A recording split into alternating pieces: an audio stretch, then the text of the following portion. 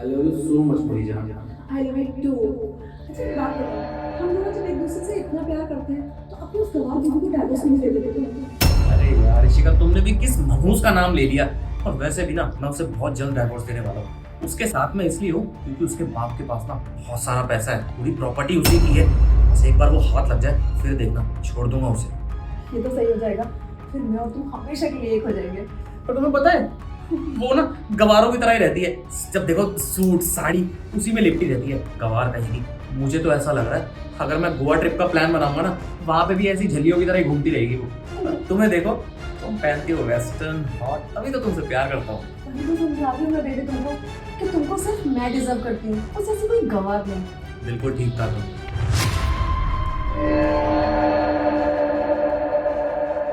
साहब, आपके लिए कुछ लाना है? कुछ लोगी तुम? हाँ कोल्ड ड्रिंक मंगा लो। एक काम कर, मार्केट जाओ और कोल्ड ड्रिंक लिया। जी साहब। अरे मेम साहब नीचे भी छुपी हुई थी, इसका मतलब आज साहब पकड़े जाएंगे। अच्छा ही हुआ, साहब मेम साहब को धोखा दे रहे हैं। मेम साहब साहब से इतना प्यार करती हैं और वो साहब आज तो आपकी वाट लगेगी। अच्छा सुनो ना बेबी, अब मैं तुमसे दूर रहा नहीं जाता, इसे जल्दी से डाइवोर्स दो ना, जिससे हम दोनों हमेशा के लिए एक हो जाए। तुम टेंशन मत लो, बहुत जल्द उसे डाइवोर्स दे दूंगा।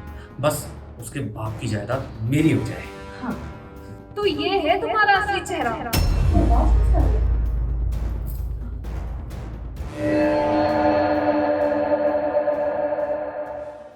ये कौन है और यहाँ क्या कर रही है? अरे ज्योति, वो ये ना मेरी सेक्रेटरी है, वो मीटिंग के लिए आई थी डील करने। हो मीटिंग के लिए? तो जनाब कौन सी मीटिंग हो रही थी किचन में? कौन सी डील पक्की हुई किचन में? अरे बोलो ना, बोलती कैसे बंद हो गई? अरे क्या ही बोलोगे तुम, बोलने के लिए कुछ बाकी है तुम्हारे पास? तुम्हारी सारी हरकतें ना मैंने देख भी ली और सुन भी ली।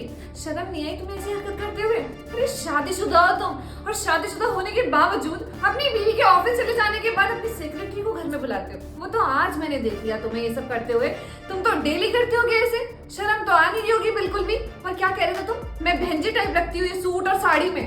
अच्छा, अगर तुम्हें इतना पसंद था कि मैं वेस्टर्न पहनूं तो मुझे कभी क्यों नहीं बोला तुमने? अरे तुम्हारे लिए तो मैंने इतना कुछ किया, वेस्टर्न क्यों नहीं पहन लेती मैं?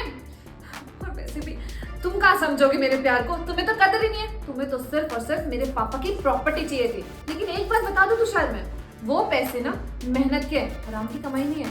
उसमें तो तुम्हें एक फूटी कौड़ी नहीं मिलेगी। पहले तो मैं तुम्हारी मदद इसलिए कर देती थी क्योंकि मैं हमारा फ्यूचर सिक्योर करना चाहती थी, लेकिन मुझे नहीं पता था कि उन पैसों का तुम इस्तेमाल अपनी अय्याशियों के लिए कर रहे थे। और तुम्हें शर्म नहीं आई? हर एक शादीशुदा मर्द के साथ अफेयर चलाते हुए किसी दूसरी औरत का घर तोड़ते हुए तुम्हें जरा से भी शर्म नहीं आई?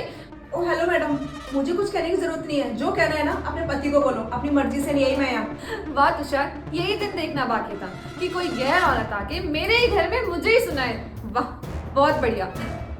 देखो ज्योति, प्लीज हो सके तो मुझे माफ कर दो। मैं बह गया था, मैं प्रॉमिस करता हूँ आज के बाद कभी ऐसा नहीं करूंगा। माफी?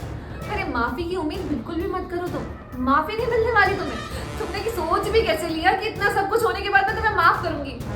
माफी नहीं, तुम निकलोगे सीधा मेरे इस घर से बाहर। और तुम, अभी भी तुम्हें शर्म नहीं आ रही? जरा से भी शर्म लिहाज बाकी नहीं है क्या तुम्हें?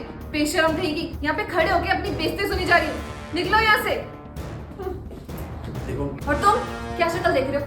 जाओ यहाँ से, डाइवोर्स के पेपर तुम्हारे घर पे आ जाएंगे।